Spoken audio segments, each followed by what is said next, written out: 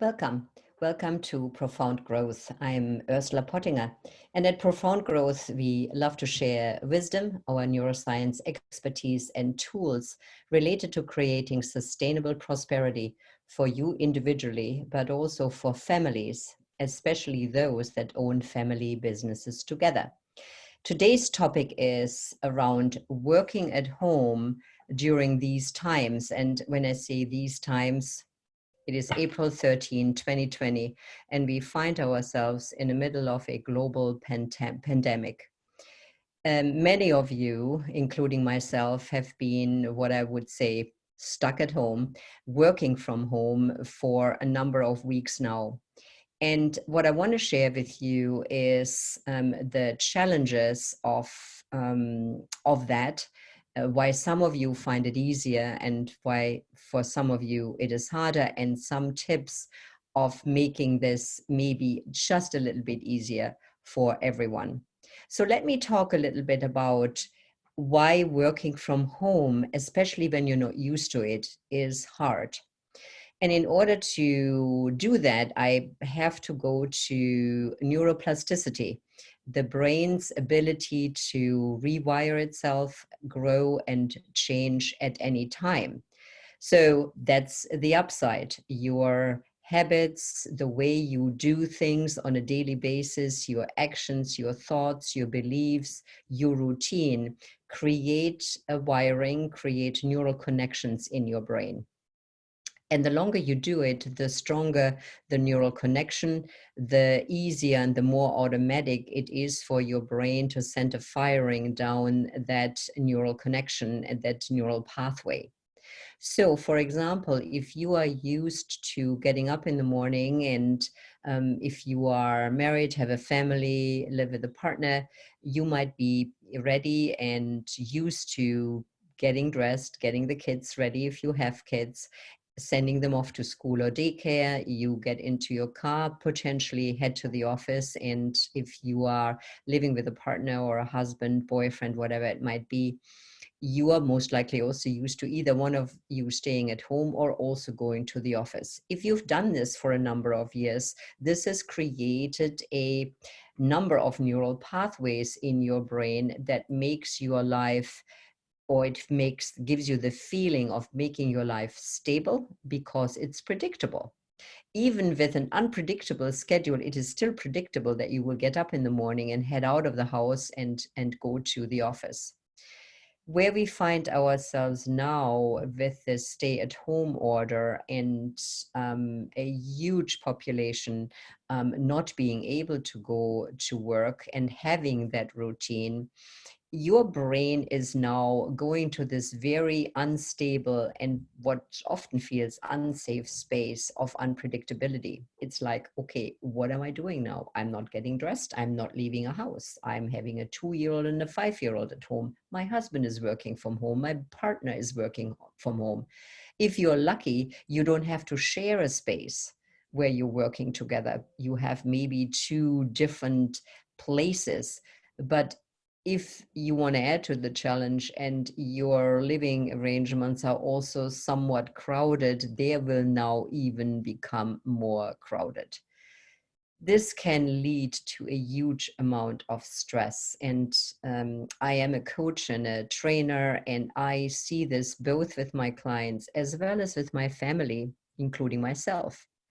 Now, in my case, I'm used to working from home. I've done that for 20 years. I've been a coach for 20 years. And only when I travel to lead workshops and trainings will I leave the house. Otherwise, I have a very well-equipped, lovely office with a beautiful view. And my husband works or used to work full-time most of the time. Now, he retired 3 years ago, but that is a different thing. He was still able to get outside the house, volunteer, get connected with his friends, and he would take on a number of projects that would also either enable him to travel or, not be with me like all the time. Well, that has changed. I haven't traveled in, a good 2 months now. He is at home now as well. And I am noticing that although I have my own office and he works downstairs where he has a designated space, it is also really unusual for me to be with someone in the house for breakfast, lunch, and dinner, and in between, when I'm so used and my brain has a wiring around that to basically get up and do whatever I want to, take the car, go to the airport, travel, get prepared for that. And so this has created an interesting scenario. So for me, because I have neuroplasticity around being at home, it is less stressful. But if you are used to going out, and especially if you're used to being with a team, with other people, this gives you energy. And this is what you love to do, the interaction, the community. Then your brain has just created a number of neural pathways around that makes that your habits. And now anything else that is different from that will feel hugely challenging. So one of the things that I want to share with you in form of sort of a tip, if you will, is know that when this feels hard, and if this feels hard and different and unstable and hard to manage, know that it is because this is how your brain has wired itself. It is not your fault. Don't beat yourself up. It will take also time to get used to a new routine. You already might find that it's become easier. We have had a stay-at-home order now for almost 2.5, 3 weeks. I'm finding it easier this week because my husband and I, we've, created our routine and how we've had a conversation about how we want to be together. So you might find that it is already a lot easier to find a slightly new rhythm. It is going to be even harder if you have children at home that you now need to homeschool. You might have no neuroplasticity, no neural wiring around that. It certainly would be a completely new undertaking for me. A couple of weeks ago, tried to interact with my grandchildren who are 2 and 5 over, FaceTime with an online learning program called ABC Mouse. And I thought it would be so fun to do this and, help sort of, babysit from afar. What I didn't realize is that the attention span of a 2-year-old on a 5-year-old is like 2 minutes, and also that the internet does not necessarily support FaceTime, online learning and managing, trying to have them focus on the screen. And oh my goodness, I tell you, I would call it an epic fail.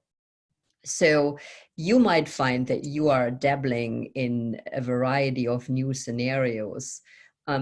One of the interesting things about this epic fail is it is a great sign that I am building new neural pathways, new neural connections around online learning and being with my grandchildren, virtually.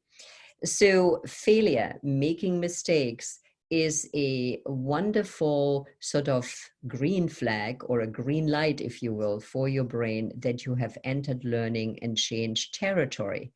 And I would like you to celebrate that instead of being discouraged and worrying about that you'll never manage this, whatever this is. And, I'm just using online learning and you're doing homeschooling as an example.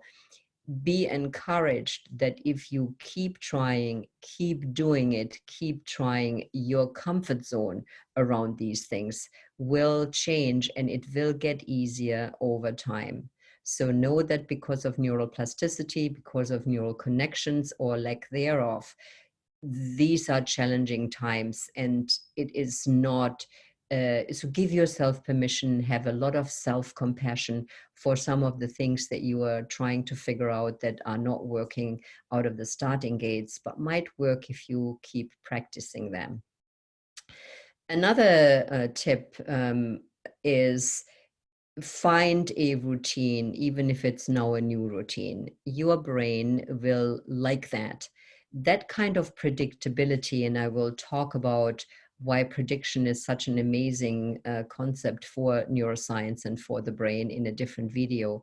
But for now, let me say that the more predictable and the more structured you can become in this, seemingly, in these seemingly chaotic times, the easier it will be. Structure actually helps give us a feeling of control, and controlling at least your schedule, your environment, will ease stress. Neuroscience research has shown that one way to manage stress is by controlling the environment.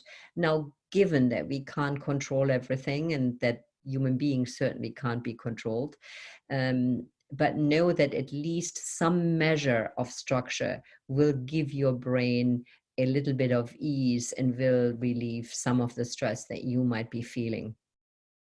So, permission, failure, celebrating failure, and then really looking at structure are a couple of ways to really look at this new way of how we all need to be, might help.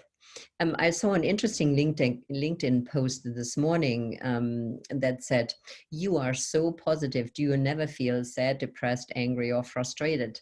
And then there were a number of comments. So another thing that I want to really encourage you, and again, it's based on neuroscience research in regards to alleviating and reducing stress, is a coaching tool called Naming the Emotion. Oh yes, we are now going to talk about feelings, which might also be outside of your comfort zone, or maybe outside of the comfort zone of someone you live with. But naming the emotion, speaking about how you feel in a way that is not attacking or accusing anybody, but how you feel. I feel frustrated, I feel sad, I feel tired, I feel discouraged. Naming this emotion with someone you trust and love, and you can trust that they will hold that for you, encourage you, not judge you, not necessarily advise you on how you should be different, but just let you be the way you are in that moment, is a huge stress reliever. One of the things that happens in the brain when we talk about our emotion is that our executive brain, the prefrontal cortex that sits right behind your forehead, is being activated because it really needs to think about, well, what is the emotion that I feel? What is it that I'm feeling? And it needs to name it, give it a description.